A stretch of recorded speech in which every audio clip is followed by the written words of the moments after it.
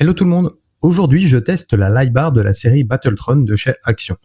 Cette vidéo sera en deux parties. Dans la première, je vous dis pourquoi cet achat suivi de l'unboxing, le test et bien sûr en fin de vidéo mon avis sur ce produit. La deuxième vidéo sera un peu plus technique puisque j'explique en détail comment synchroniser la Lightbar avec vos jeux vidéo.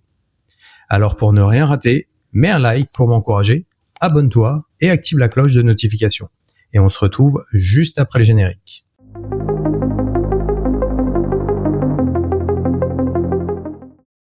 Après avoir vu 2-3 vidéos concernant cette Lightbar, je me suis laissé tenter. Parce qu'à 9,95€, pourquoi ne pas tester? Et pour le coup, j'en ai même pris deux. Ce n'est pas que le prix qui m'a fait de l'œil, mais surtout qu'elle a une connectivité Wi-Fi et elle est compatible à Razer Chroma. Ça a clairement piqué ma curiosité. Pour info, je ne suis pas sponsor et c'est un achat perso.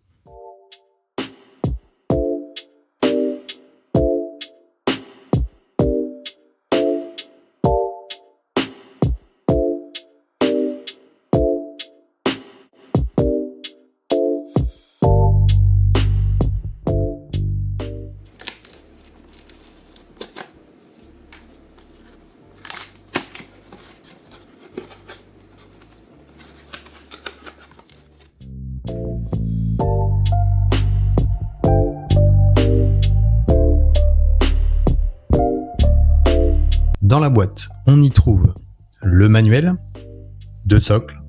Concernant les socles, un peut être collé sur un mur ou derrière un écran par exemple, et dans le sens que l'on veut. Le deuxième, lui, est lesté et il permet de mettre la barre verticalement ou horizontalement. Il suffit d'une seule vis pour verrouiller la Lightbar sur un des socles. Le câble de connexion USB, on a suffisamment de longueur de câble, on a 2 mètres en tout. 1 mètre jusqu'à la télécommande filaire, puis un deuxième mètre pour la brancher en USB. La Lightbar et sa télécommande filaire. Attention, si vous la branchez sur un chargeur USB, il faudra de préférence un 5V DC 1A 5W afin d'éviter d'endommager la Lightbar. La télécommande infrarouge. Une pochette avec dedans 2 vis, 2 cache-vis et une clé Allen.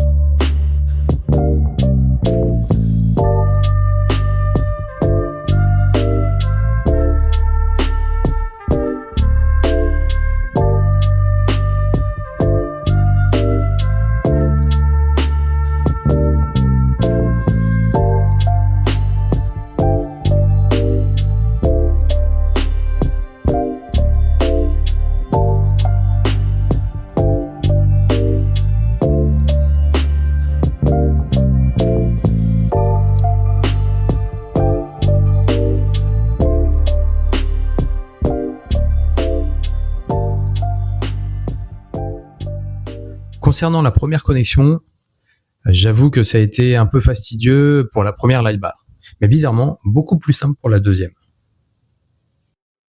Quand tout se passe bien, on la branche, puis on fait une synchro en Wi-Fi avec l'application LSC Smart Connect et le tour est joué. Après, on peut soit la piloter justement depuis cette appli, soit avec la télécommande fournie ou encore avec Razer Chroma. En bonus, on peut aussi la gérer depuis OK Google, Alexa et Siri. Perso, je l'ai testé avec OK Google, c'est limité, mais ça fonctionne. Il y a aussi une fonction qui permet de la faire réagir avec le son, comme vous pourrez le voir dans la vidéo. Maintenant qu'elle est synchro et qu'on peut l'utiliser, ça donne quoi? Déjà, ça fonctionne. La luminosité est un peu faible, mais le rendu est pas mal.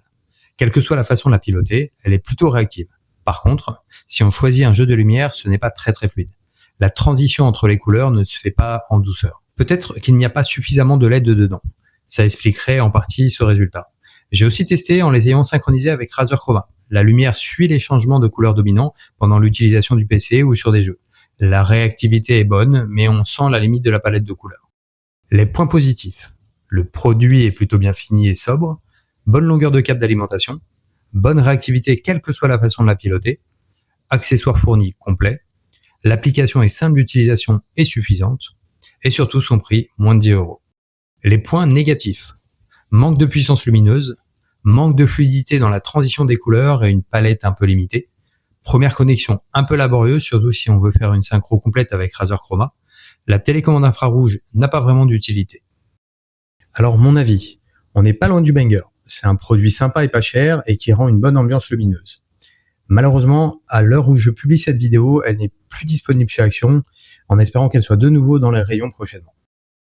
Si vous avez des questions, n'hésitez pas à les mettre en commentaire et j'essaierai d'y répondre. Et on se retrouve prochainement pour la deuxième partie de cette vidéo.